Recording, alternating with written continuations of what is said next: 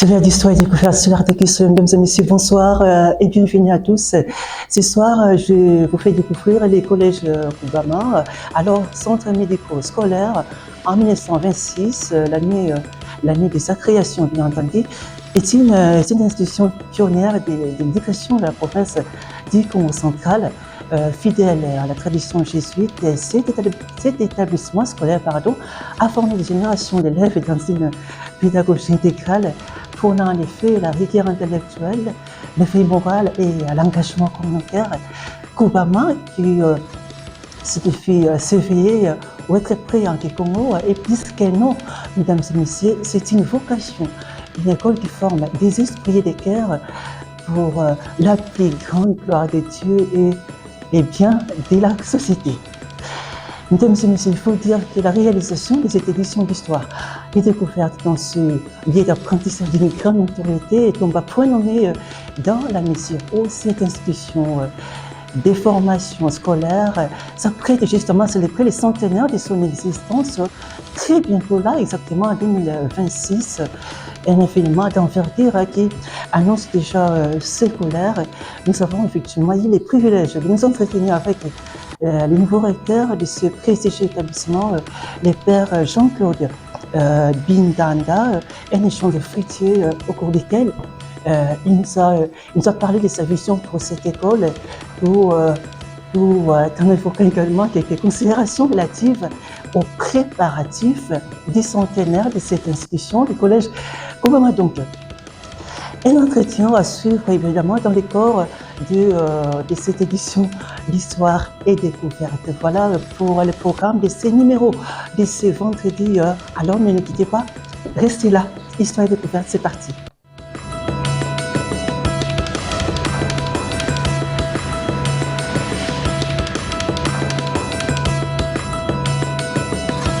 En image est un repère dans les paysages éducatifs congolais et son histoire ne devrait pas seulement s'écrire dans les archives, mais également dans les engagements d'hier et d'aujourd'hui. Fondé en 1926, le collège Koubama totalise exactement 100 ans en 2026 et en marge justement de la célébration du centenaire de cette institution absolument remarquable. Plusieurs séries d'activités sont en train d'être organisées pour célébrer donc avec faste cet événement particulièrement significatif. Je vous décris, mesdames et messieurs, ces lieux d'exception en image. Regardez.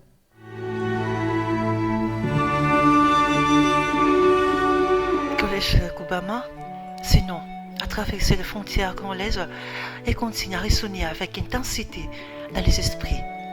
Fondé en 1926 dans la vallée des Kisantu, son environnement naturel et ses infrastructures resplendissantes, comme les témoins de ces images, suscitent un enthousiasme particulier de la part de ses visiteurs. Anciennement centre médico-scolaire SMS, le collège Koubama a formé une génération d'élèves dans une pédagogie intégrale mettant en exergue la rigueur intellectuelle, l'effet moral et l'engagement communautaire. Réputé pour la qualité de la formation dispensée à ses élèves, le collège Koubama tient à maintenir son leadership scolaire dans cette région du Congo central en offrant à ses apprenants des dispositifs adéquats, dont une bibliothèque pluridisciplinaire et une salle informatique moderne.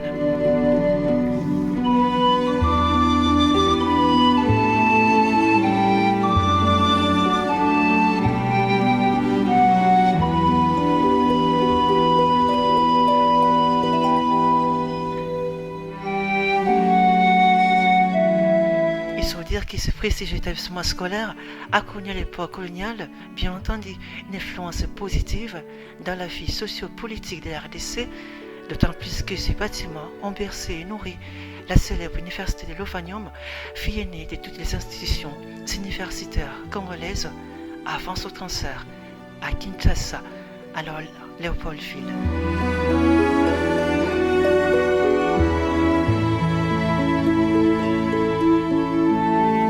Historique absolument important à connaître et à partager avec la nouvelle génération, question de leur permettre de s'imprégner de la richesse patrimoniale de cet édifice scolaire.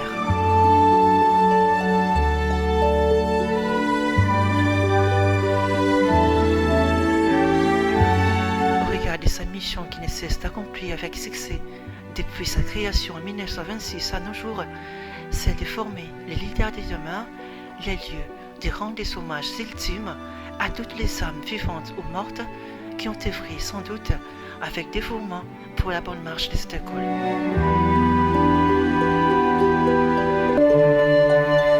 Il s'agit notamment du Père Maurice Schurmans, Père Louis Prince, Père Franz Toss, Père Charles Ferensen, Messieurs Lufim Payon Dongala, Père Sébastien Belinda, Père Guillaume Conda, Père Richard Eppercum, Père Capitulant Sanzou, Père Jean Evers, Père Jean Cornelissen, Père Marc Sanker, Père Willy Mandiangoun, Père Pierre Lecuite, Père Xavier Bungem, Père Carlos Meija, Père Joseph Mwindanga, Père Augustin Kaloubi et Père Jean-Pierre Le Soul.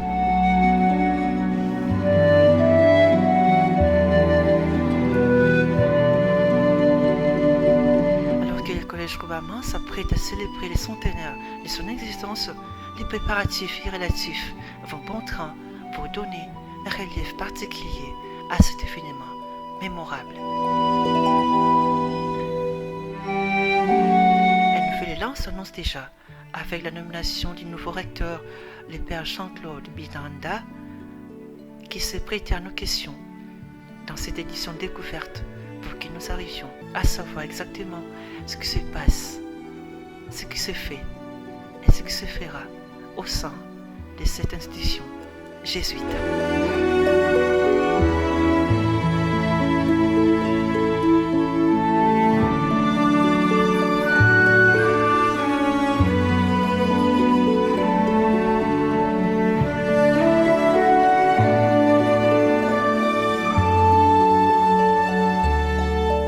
Cette institution absolument remarquable a connu en effet une influence positive dans l'histoire politique de la RDC, dans la mesure où ces infrastructures ont abrité à l'époque coloniale la fameuse université de Lovanium. Vous le savez sûrement, elle est la fille aînée de toutes les institutions universitaires congolaises. Mesdames et messieurs, la seconde partie de cette édition d'histoire et découverte ici au Collège Koubama avec son nouveau recteur, le Père Jean-Claude Bindanda, sera intéressante dans la mesure où il a accepté de répondre à nos questions pour nous permettre d'avoir d'autres éclairages pertinents sur la vie et les perspectives de ce précédent établissement scolaire. Nous allons les retrouver tout de suite ensemble dans son bureau. Allez, suivez-moi.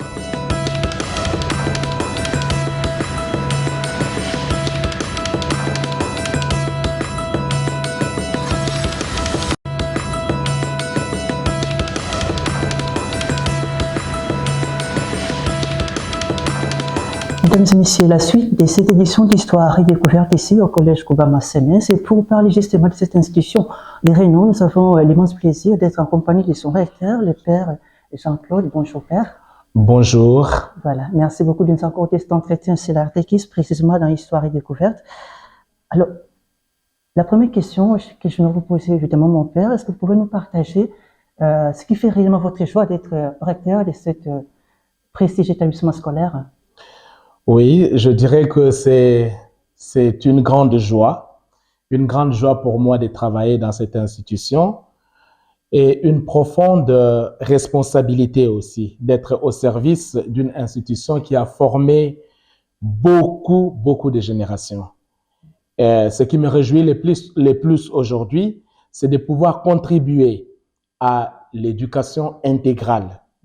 Dans la continuité de l'esprit jésuite. Jésuite, c'est parce que nous sommes des religieux de la Compagnie de Jésus, qu'on appelle généralement jésuites, et nous avons notre spiritualité, la spiritualité ignatienne, inspirée de notre fondateur Saint Ignace. Et cet esprit jésuite voudrait justement former l'homme dans son intégralité. Et donc, c'est pour les biens de notre société et pour une plus grande gloire de Dieu.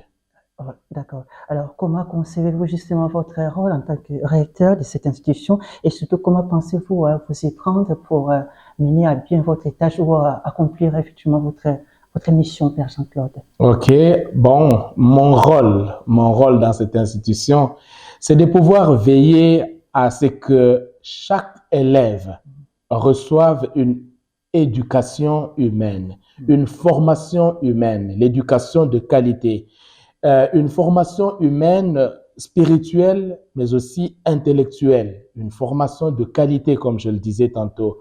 J'entends travailler dans la concertation, dans l'écoute, la rigueur, mais aussi cette qualité dans la proximité avec les élèves, les enseignants et aussi les parents, bien entendu, les partenaires éducatifs et aussi nos autorités politico-administratives. Est-il aisé pour vous, Père Jean-Claude, d'assumer de telles responsabilités ici au Collège Koubama? Bon, aisé, je dirais que ce n'est jamais facile. Vous voyez, notre institution, c'est une institution qui totalise 100 ans d'existence et ce n'est pas facile de pouvoir se dire que je suis prétentieux d'être à la hauteur. Mais je crois que la confiance en Dieu et l'esprit de service, mais aussi de collaboration avec mes collègues, peuvent rendre, et je dirais même rendront, cette mission possible. Donc les défis sont grands, les défis sont énormes, mais je pense que l'espérance est plus grande encore. D'accord, alors nous sommes justement au début de cette année scolaire 2025-2026. Est-ce que vous pouvez nous présenter la politique organisationnelle du Collège Koubama pour cette année, Père Jean-Claude? Oui, la politique organisationnelle du Collège Koubama, je dirais que nous mettons l'accent sur 3 axes. Nous mettons l'accent sur 3 axes. Et il y a un premier axe qui est de renforcer la discipline et la rigueur scolaire. La discipline nous tient à cœur parce que nous devons travailler dans la discipline, dans le respect des normes. Et notre deuxième axe va lui rejoindre pratiquement l'axe au niveau national. C'est que notre ministre de l'Éducation nationale et nouvelle citoyenneté a présenté pour cette année scolaire 2025-2026. Il s'agit de l'éducation à la citoyenneté, mais une citoyenneté responsable. Et puis, notre troisième axe sera de préparer activement le centenaire. Je l'ai dit tantôt, l'école totalise cette année 100 ans d'existence à partir de 2026 parce que l'école a commencé ici en 1926 et en 2026, nous allons totaliser 100 ans d'existence. Et il y a beaucoup de projets, des projets qui sont envisagés. Et puis, nous allons travailler sur des projets éducatifs, des projets culturels et des projets spirituels. D'accord. Alors, le Collège Koubama est réputé notamment pour la rigueur et les sérieux constatés dans l'organisation des enseignements. Que pensez-vous faire concrètement, Père Jean-Claude, pour maintenir cette belle image et contribuer davantage au rayonnement de cet établissement scolaire durant votre mandat? Oui, vous avez raison. L'école est réputée pour sa rigueur et je crois que je miserai sur justement la qualité de l'enseignement. Je miserai sur la formation continue des enseignants et je miserai sur l'accompagnement attentif des élèves. Lorsque je parle de l'accompagnement des élèves, bien sûr que les élèves forts se font remarquer directement, mais il y a dans ce lot-là quelques élèves qui traînent encore les pas et qui sont faibles. Généralement, on a tendance à les repousser, alors que pour nous, ça sera vraiment notre champ de bataille. Travailler pour essayer d'accompagner des élèves en difficulté d'apprentissage. Et donc, le sérieux, puisque vous parlez du sérieux, ça fait partie aussi de la tradition à Koubama. Et donc, notre mission, c'est justement d'actualiser cela, ce sérieux dans un nouveau contexte où aujourd'hui, par exemple, nous sommes en train de parler pour notre semaine ici, notre mot d'ordre a été justement de pouvoir respecter le règlement, le respect des règlements, et ça fait partie aussi du respect de soi-même, mais aussi du respect des autres, où nous pouvons travailler justement dans une sorte de dignité de personne. Et je crois que dans ce sens-là, nous pouvons évoluer et se dire que nous sommes sérieux et que nous promouvons justement ce sérieux pour maintenir ce patrimoine. Vous aimeriez qu'on vous critique négativement si ça ne marche pas, Père Jean-Claude? Ah ben, écoutez, la critique, elle est toujours la bienvenue. Bien sûr que j'aime bien être critiqué, mais il s'agit ici d'une critique constructive. Pas seulement critique par le plaisir d'être critiqué, mais au moins une critique constructive. Quand la critique elle est constructive, cela donne une chance. Vous voyez, c'est une chance d'apprendre et de pouvoir s'améliorer davantage. Je préfère qu'on me dise la vérité en face. Ça, c'est très, très important. Qu'on me dise la vérité en face pour m'améliorer et améliorer ce que nous avons à faire, même si la vérité est dure. Quand on me l'a dit en face, c'est mieux plutôt que de rester dans l'illusion. Voilà. Et vos collaborateurs, alors, comment voyez-vous votre relation avec eux et comment espérez-vous qu'ils puissent évoluer sous votre leadership? Vous avez parlé de qui? Vos collaborateurs. Les collaborateurs. Oui. Et vous avez raison d'utiliser le mot collaborateur. Ça, c'est le mot que je préfère en lieu et place de partenaire. Parce que je trouve dans le mot partenaire une sorte de venir ensemble pour travailler pour un but commun, et puis tout de suite après, vous vous dispersez, il y a des intérêts. Chacun a trouvé son intérêt dans le travail qui nous met ensemble, et puis il s'en va et c'est parti. Alors que collaborateur, je trouve le mot beaucoup plus puissant encore et beaucoup plus parlant. Donc, cum laborare, travailler avec. Dans ce sens ici, les collaborateurs que j'aurai, moi, je souhaite travailler avec eux parce que venir ensemble pour partager des valeurs, cela n'est pas un travail d'un seul parce que tel a cette parcelle, par exemple, de pouvoir, mais c'est le travail d'ensemble. Je donne un exemple pratique. La discipline, puisque nous avons parlé de la discipline.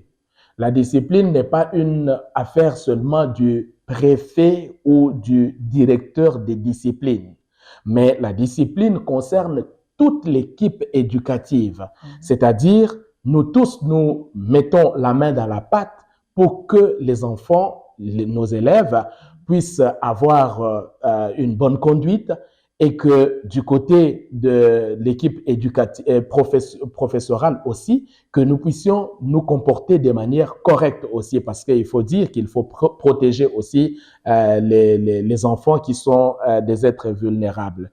Bref, j'ai dit que je souhaite bâtir une relation profonde, fondée sur la confiance, fondée sur les dialogues, mais aussi fondée sur la co-responsabilité. Et je crois que ça, c'est plus important. Parce que je suis très convaincu qu'ensemble, nous irons plus loin que seuls. Voilà. Une certaine opinion estime que le Collège Koubama a déjà perdu son leadership dans les sphères éducationnelles d'École centrale et particulièrement des Kisanto à cause d'une certaine dégradation de la qualité des formations dispensées à ses élèves, contrairement aux années précédentes. Comment percevez-vous cette spéculation, Père Jean-Claude? Oui, vous avez bien dit que ce sont des spéculations et nous ne condamnons pas les spéculations, on donne place aux spéculations Et en même temps, moi-même, pour ne pas me contredire, j'avais très bien dit que nous sommes prêts à recevoir des critiques, mais des critiques constructives. Si des personnes ont donné leur avis pour dire que qu'Obama a perdu sa robe d'antan, bon, aujourd'hui, moi, je ne le dirai pas. Je comprends ces perceptions. Ce sont des perceptions et ils ont leur manière de voir des choses. Mais je crois que Obama n'a pas perdu son âme, qu'on se le dise. Il est vrai que les défis sont énormes.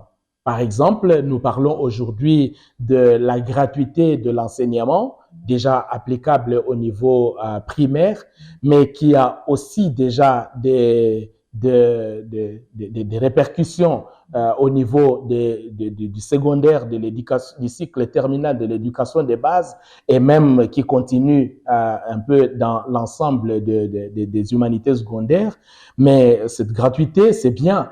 Mais seulement le problème, c'est que nous rencontrons aussi beaucoup de difficultés quant à la motivation, par exemple, pour ce qui concerne la prise en charge, par exemple, des enseignants qui doivent donner les meilleurs d'eux-mêmes.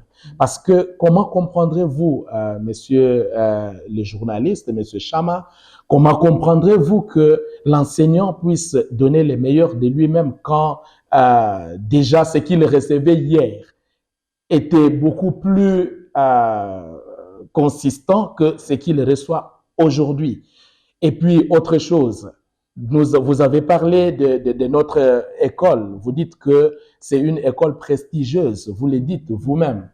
Et lorsque les mesures tombent sur les écoles, on arrive à niveler les traitements de toutes les écoles, les mettre au même niveau de traitement, par exemple, par rapport aux besoins financiers, ainsi de suite. Je pense qu'il y a quelque chose qui ne va pas à ce niveau-là. Mais toujours est-il que nous essayons de faire tout ce que nous pouvons faire à notre niveau. Même si les défis sont énormes, c'est précisément notre responsabilité à nous de pouvoir redonner à cette école ici son plein éclat par la qualité et l'innovation. Quel genre de recteur pour cette école, l'école de Obama, Père Jean-Claude? Qu'est-ce qu'on peut découvrir exactement dans votre façon de diriger? Oui, quel genre de recteur? Rien que par notre conversation, vous pouvez comprendre que je serai un recteur ouvert à toutes les propositions et des bonnes propositions qui peuvent nous aider à avancer, qui peuvent nous aider à pouvoir bien encadrer, bien former, bien éduquer cette jeunesse ici. Je voudrais être un préfet proche. Je vais dire un préfet chef d'établissement à l'écoute. Un préfet exigeant, bien sûr, parce que nous parlons de la rigueur. Un préfet exigeant, mais bienveillant. Ça, c'est très important. Alors, je crois que, moi, je crois à une autorité de service qui encourage, qui oriente et qui responsabilise. Alors, l'école Obama s'apprête effectivement à célébrer les centenaires de son existence. Vous l'évoquiez tout à l'heure, Père Jean-Claude. Comment envisagez-vous organiser événement hautement symbolique? Oui, c'est un événement hautement symbolique. Nous préparons une célébration à la fois mémorielle, festive et aussi prospective. Oui, il s'agira beaucoup plus de rendre grâce pour les passés, donc, voilà, mémoriel, de valoriser les figures qui ont marqué l'histoire de ce collège, et voir un peu comment est-ce que ce collège a rayonné et puis quelles sont les figures qui ont marqué cette histoire et puis valoriser nos cultures aussi parce que nous sommes dans le Congo central. Il va falloir revenir un peu sur cette culture, mais essayer de lier culture et foi parce que nous avons aussi des valeurs chrétiennes, même si des personnes pensent que les deux se contredisent, mais moi j'ai l'impression que c'est une forte complémentarité entre la culture locales et aussi les valeurs chrétiennes. Je peux évoquer par exemple la valeur de solidarité. C'est une valeur que nous trouvons dans notre culture parce que nous devons nous entraider et peuple né Congo, nous devons rester unis comme une seule personne et c'est ça qui fait aussi une résistance positive pour pouvoir avancer, aller de l'avant. Et cette même unité aussi et solidarité, nous le trouvons aussi comme valeur chrétienne aussi. Et donc, puisque nous sommes en train de parler du centenaire, nous avons un programme. C'est un programme, à la fin de cette émission, moi je vous passerai ces dépliants que nous avons déjà préparés pour que nous puissions rendre cet événement mémorable, mais aussi cet événement projeté aussi dans le futur. Et ce dépliant reprend pratiquement tous les programmes avec beaucoup d'activités que nous avons prévues, mais aussi nous avons des projets que nous avons prévus aussi par rapport à ces centenaires ici, pour ne pas nous étendre comme nous allons courir derrière le temps. Pour ne pas nous étendre, je voudrais vous parler par exemple des 3 projets ici. Il y a le projet de construction de l'école primaire Koubama. Et donc, nous pensons que l'année est arrivée où nous allons pouvoir construire une école primaire Koubama. Et cela demande justement la participation de plusieurs, des hommes, des femmes, de bonne volonté, les anciens du collège et toutes ces personnes qui viennent nous soutenir pour pouvoir construire cette école dont nous avons déjà posé la première pierre, c'était le 20 septembre dernier. C'était où? Nous avons, la première pierre est posée, si vous connaissez un peu la géographie du milieu, nous avons notre école, notre internat, les bâtiments de l'internat, les grands bâtiments de l'internat, lorsque vous êtes entré dans notre concession, à votre gauche, vous aviez les bâtiments de l'internat, mais avant d'arriver au bâtiment, avant d'entrer même dans la concession, vous avez la route qui est en construction, et traversant la route de l'autre côté de la route, nous avons un terrain, vous allez trouver un terrain de football. C'est là que nous allons placer notre école primaire. Et si nous avons construit l'école primaire, il y a les projets de pouvoir construire, bien sûr, les murs pour sécuriser cet édifice et aussi sécuriser notre enceinte ici de l'école secondaire parce que nous sommes en proie à plusieurs menaces, des personnes non encore identifiées qui escaladent les murs pour venir menacer et il y a nos élèves qui sont en danger aussi. Nous voulons renforcer un tout petit peu la sécurité, mais aussi renforcer les murs et en allant peut-être en hauteur et cela nous demande aussi des moyens et nous avons besoin d'une contribution. Mais aussi, le troisième projet, nous avons prévu de pouvoir faire des publications, comme par exemple l'expression des élèves que nous appelons la revue Mwinda. Et là, nous avons prévu 2 numéros spéciaux qui seront publiés au courant de cette année scolaire, mais année jubilaire. Et aussi, nous avons prévu d'organiser un colloque qui va essayer de revenir sur l'histoire même de cette école ici. Et donc, ce colloque, bien sûr, pour organiser un colloque, cela demande aussi beaucoup de moyens et une grande préparation en amont. Voilà un peu, puisque vous m'avez posé la question sur le centenaire, comprenez que j'ai été un peu bavard par rapport à ce sujet parce que cela nous tient à cœur. C'est une école de renommée et nous pensons que le centenaire pourra aider aussi à ce que cette robe puisse revêtir encore son éclat et davantage. On espère que la RTP sera invitée pour couvrir cette manifestation. Bien sûr que vous êtes déjà invité parce que déjà je vais vous remettre notre dépliant qui présente le programme du centenaire. Absolument. Alors, nous sommes déjà au terme de notre entretien, Père Jean-Claude. Qu'est-ce que vous aimeriez dire justement aux téléspectateurs qu'est-ce que nous avons suivi aujourd'hui en conclusion justement de cette émission? Voilà, je voudrais être bref ici à nos téléspectateurs, tous ceux qui nous suivent.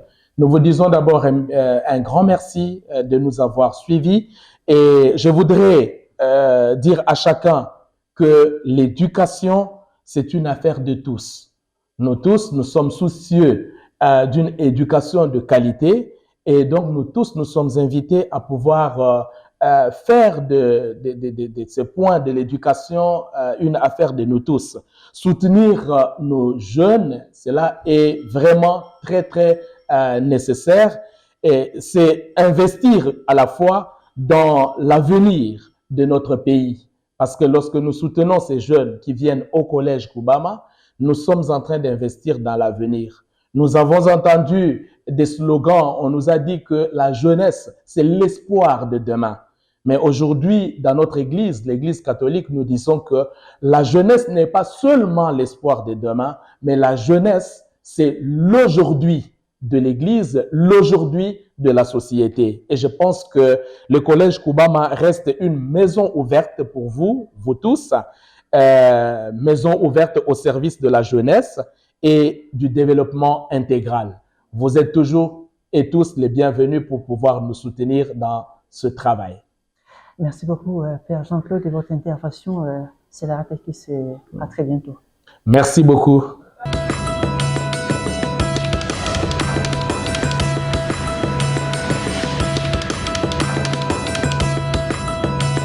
C'est fini pour aujourd'hui, mesdames et messieurs. Merci à vous tous de nous avoir suivis avec autant d'attention. Ici se termine effectivement cette édition d'Histoire et Découverte au Collège Koubama CNS.